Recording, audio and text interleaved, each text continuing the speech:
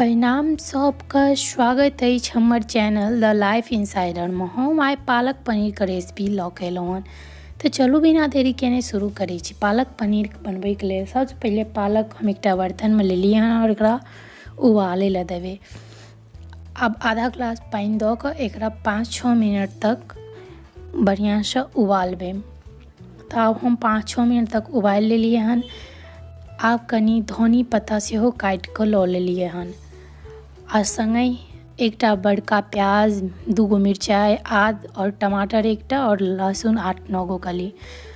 आब एगो mixie grinder लऽ लेब आ ओहिमे धनी और पालक दुनू को दऽ कऽ पीस लेब। संगे एकटा लोहिया लेलिए हन, ओकरा गरम कऽ लेलिए हन और ओहिमे तेल दऽ देलिए हन और 1 चम्मच जीरा दऽ देलिए हन। आब एहिमे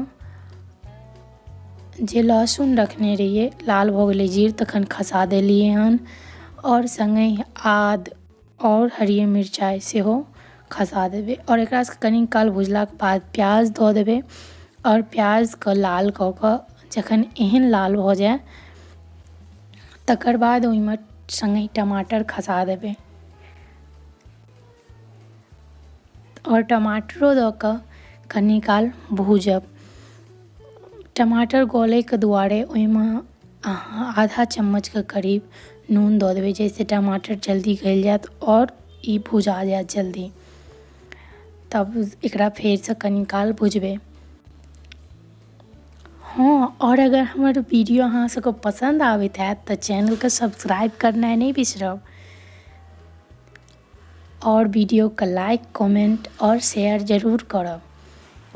तो ई आब भऽ गेलै हन। तो चलू आब एकरा एकटा बर्तन में निकालि लै छियै। ओहे मिक्सी जार जाहिमे पालक और धनिया पत्ता पीसने रही ओहिए में एकरा लऽ लेबै और पीस लेबै। आब पनीर अहाँके जते लेबाक हुए ओ लऽ लेब और ओकरा छोट छोट काटि लेब। आ संगे दही आधा कप, बेसी खट्टा दही नहीं लेब और 1 चम्मच हल्दी लेलिए हन, 2 चम्मच धनिया पाउडर लेलिए हन और 1 चम्मच आटा। हाँ, आटा ले लिए हन, बेसन नहीं आटा। और एकरा सबके जे प्याज और पालक रहे ओकरा सबके बढ़िया से पीस लेलिए हन। आब एकटा फेर से ओहे लोहिया लेलिए हन और ओहिमे कनी तेल दऽ कऽ गरम कऽ लेलिए हन। आ जे पनीर छलै ओकरा हल्का बस लाल कऽ लेबै, बस हल्के से लाल कऽ लेलिए हन और एकरा निकालि लेलिए हन। आब फेर से ओहे लोहिया में हम कनी तेल दऽ कऽ लाल देगी मिर्च दऽ देने रहिए, ओ क्लिप नहीं आयल और ओकर बाद जे धनी और आटा सब रखने रहिए हल्दी सब ओ दऽ कऽ एकरा सबके कनी काल भूज लेलिए हन और ओकर बाद जे पालक और प्याज सब पीस के रखने रहिए ओ पेस्ट खसा देलिए हन। आ एतहिए पानिओ दऽ देबै, जे एहिमे लागल सब रहतै मिक्सी में ओहिए में जते हमरा पानि देबाक यऽ ओ दऽ कऽ एहिमे खसा देबै। तो आब पानिओ दऽ कऽ एहिमे खसा देलिए हन। आब एकरा लाइट चारि कऽ नीक से भूजब। ई ना जल्दी बने वाला एकदम रेसिपी छै, जल्दिए बनि जाइ छै। ओना तो सब रंग से बनबै छथिन पर तैयो ई बहुत जल्दी बनि जाएत। तो अहूँ सब एक बेर जरूर बनाएब और हमरा कमेंट में जरूर बताएब जे केहन वाल। एकरा लाइट चारि कऽ 10 मिनट के लेल हम एकरा छोड़ि देलिए अथी होइ ला। आब ओकर बाद जहन भऽ गेलै तखन एहिमे दही खसा देलिए। दही खसबै काल में गैस कम कऽ लेब, नहीं तो फाटि जाइ छै बहुत बेर। और तकर बाद ओकरा कनी काल तक चलबैते रहब।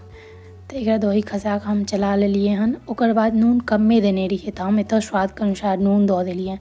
अहाँ तखन देने हेबै तो एखन कमे डालब, हिसाब से बेसी नहीं हुए। अब ई बरकि गेल छै तकर बाद एहिमे हम पनीर खसा देलिए हन। अब एकरा सबके लाइट चारि देबै। हम कनी रस बेसी डालने रही कियाकि हम भात संगे बनेने रही। अहाँ अगर रोटी संगे बनबै छी तऽ रस कम डालब, ओना अपन हिसाब से अहाँ डालि सकै छी। आब ई बनि कऽ तैयार भऽ गेल छै। एकटा बर्तन में एकरा निकालि लेलिए हन। देखै छियै हम रोटी और भात दुनू संगे बनेने रहिए तेँ हम रस कनी बेसी देने रहिए। तऽ ई बस सिंपल सा छै, बनबै बहुत आसान और खाए में नीक लागत। धन्यवाद। मिलै छी एगो नवका रेसिपी।